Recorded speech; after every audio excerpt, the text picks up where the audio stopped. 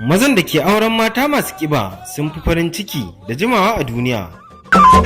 Aiko a rowa wata tabuwata. A lokuta da dama mata masu ƙiba ana yi musu wani kallo na daban saboda yanayin girman jikinsu da kuma yadda siffarsu take. Bincike ya bayyana mata masu ƙiba sun fi iya soyayya kuma suna taimakawa mazajensu matuƙa a dukkanin abubuwa na rayuwa. Sannan mata masu ƙiba sun iya kwantarwa da mazajensu hankali, sannan kuma ba su da zurfin ciki da ɓoye-ɓoye. Hakan ne ya sa zama da su yake da matuƙar daɗi fiye da sirara. Wani bincike da masana suka yi ya bayyana cewa mazan da suke auren mata masu ƙiba sun fi farin ciki da kuzari akan mazan da suke auren mata sirara. Binciken, wanda wani ƙwararren masani mai suna Dr. Philemon ya yi da kuma Dr. Edgardo na jami'ar ƙasar Mexico suka yi, ya bayyana cewa mata masu ƙiba ba su da zurfin ciki kuma ba sa ɓoye-ɓoye akan abubuwa na dangane da rayuwarsu. Hakan ne ya sanya soyayya da su take da daɗi matuƙa. Binciken ya nuna cewa matan masu ƙiba suna sanya mazajensu farin ciki fiye da sau 10, kuma fiye da waɗanda suke auren sirara.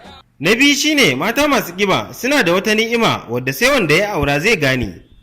Na uku kuma, binciken ya nuna cewa mata masu ƙiba suna murmushi tare da kwantarwa da mazajensu hankali fiye da sirara, sannan kuma sun fi siraran mata taimakawa wajen neman mafita idan an shiga matsala. Na ƙarshe shine mata masu ƙiba ana samun su gurin taimakawa mazajensu akan duk wata buƙata tasu. Hakan ya sa zama da su yake da daɗi matuƙa. Binciken ya gano cewa mata sirara suna da zurfin ciki kuma ba su da daɗin zama, sannan ba su iya soyayya ba. Hakan ya sa zama da su yake zama tashin hankali. A ƙarshen binciken, masu binciken sun bayyana cewa mazajen da suka auri mata masu ƙiba sun fi jimawa a duniya kuma sun fi yin rayuwa cikin farin ciki. Allah sarki, Allah sarki. Ya yi ba kuwa ne ya ba. Yau ga ma Pyramid Radio.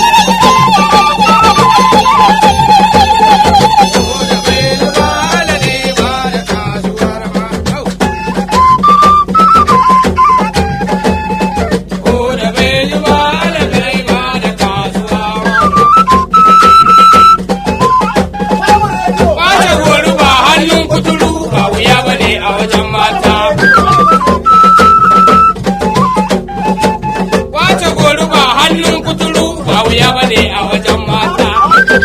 Allah sarki.